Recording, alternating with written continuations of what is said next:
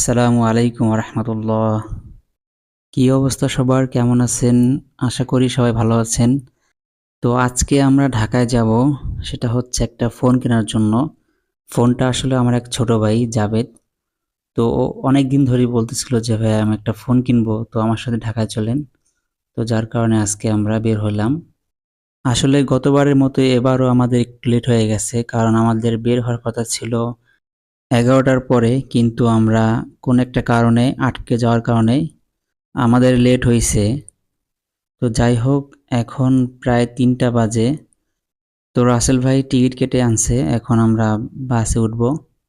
তো বাস কিছুক্ষণ মধ্যে ছাড়বে, হয়তো বা 10-15 মিনিট দেরি হবে এখানে। তো সব কিছু মিলে খুবই ভালো লাগতেছে।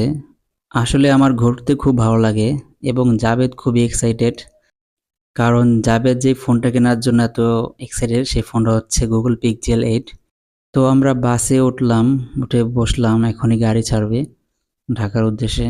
আমরা যাব হচ্ছে ঢাকা যমুনা ফিউচার পার্ক। আসলে আমাদের প্ল্যান ছিল যে আমরা ওইখানে যাব, যমুনা ফিউচার পার্কে যাব। তো চলুন আমাদের সাথে দেখে আসি গুগল পিক্সেল 8।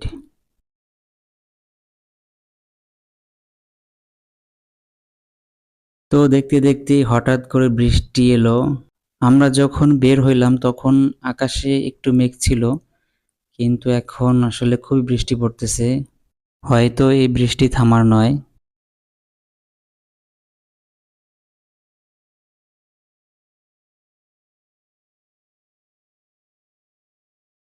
তো অবশেষে আমরা ঢাকায় পৌঁছালাম এবং বাস থেকে নেমে একটা সিএনজি নিয়েছি যমুনা ফিউচার পার্কের উদ্দেশ্যে। আসলে অনেক বৃষ্টি হয়েছে ঢাকাতে, একই অবস্থা, এখনো বৃষ্টি টিপ টিপ পড়তেছে। ফাইনালি আমরা এখন যমুনা ফিউচার পার্কের সামনে।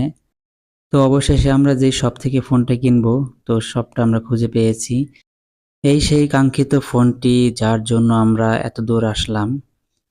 তো আসলে ফোনটা খুবই ভালো দেখতে এবং দেখতে খুবই স্মুথ। ক্যামেরাটা মাশাআল্লাহ খুবই ভালো। আসলে সবাই বলে যে গুগল পিক্সেলের ক্যামেরা দুর্দান্ত, এজন্য আর কি পিক্সেল ফোনটা আমার কাছে ভালো লাগে। তো ফোনটাকে ভালো করে চেক করে দেখলাম যে কোথাও কোনো সমস্যা আছে কিনা বা কোনো প্রবলেম আছে কিনা। তো দেখলাম না, কোনো সমস্যা নেই এবং চার্জ ব্যাকআপটা খুবই ভালো, মোটামুটি খারাপ না, একটা সারাদিনের একটা ব্যাকআপ পাওয়া যায়। অবশেষে আমরা ফোনটি নিয়ে নিলাম এবং ফোনটা কিনে জাভেদ খুবই হ্যাপি।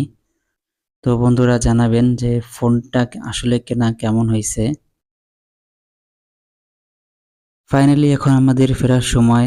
তো ভিডিওটি ভালো লাগলে অবশ্যই শেয়ার